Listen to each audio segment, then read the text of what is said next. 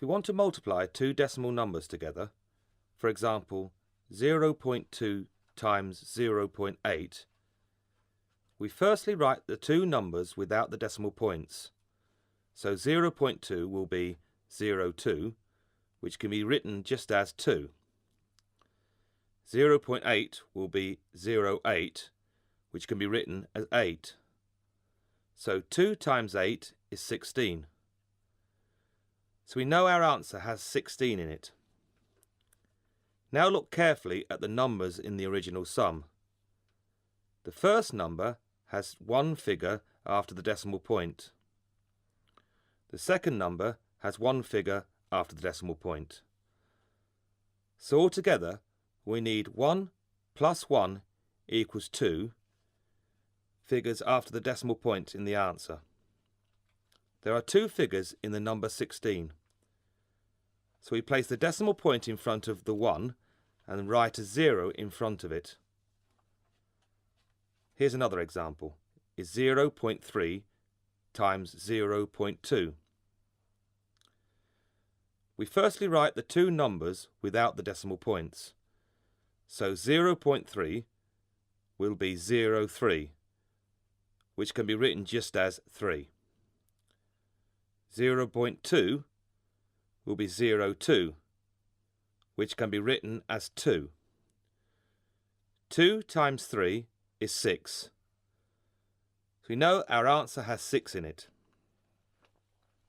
Now look carefully at the numbers in the original sum.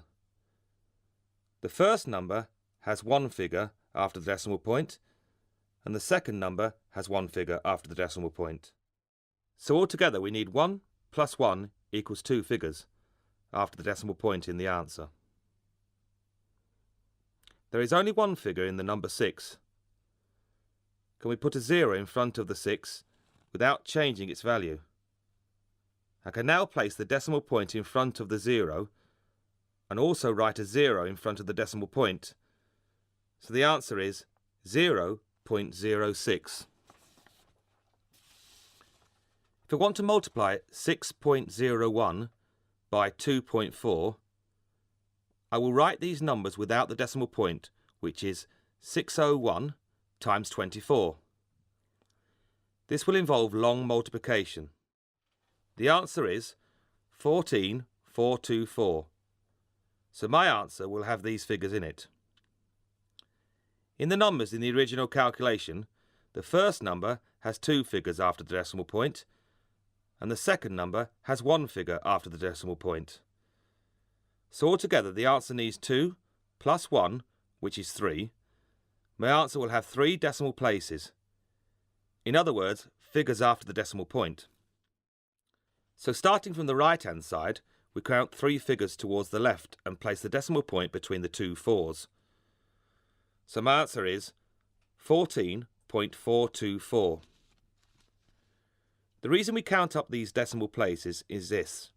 601 is 100 times bigger than 6.01.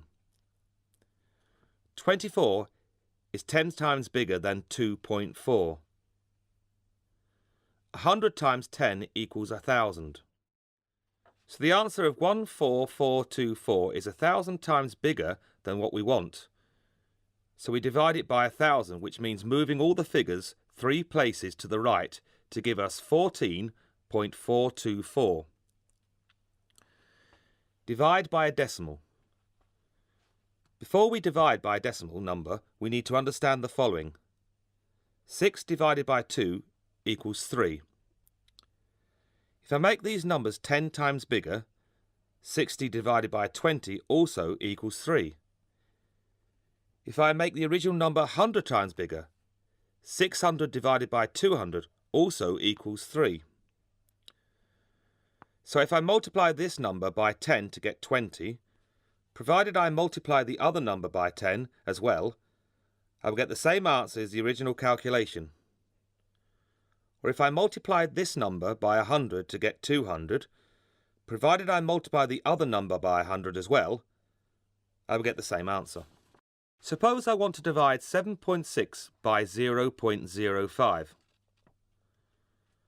Dividing by a decimal number is really tricky, so we can change it to a whole number, in this case by multiplying by 100. So 0.05 times 100 is 5, and we must also multiply the 7.6 by 100, which is 760. We now do the calculation 760 divided by 5. 5 goes into 7 once, remainder 2. 5 goes into 26 5 times, remainder 1. 5 goes into 10 twice. So the answer to this and to the original calculation is 152. To summarise, when dividing by a decimal number, change the decimal number you are dividing by into a whole number by multiplying it by 10, 100 or 1000, and do exactly the same to the other number. Then do the division as normal. There's no need to convert back.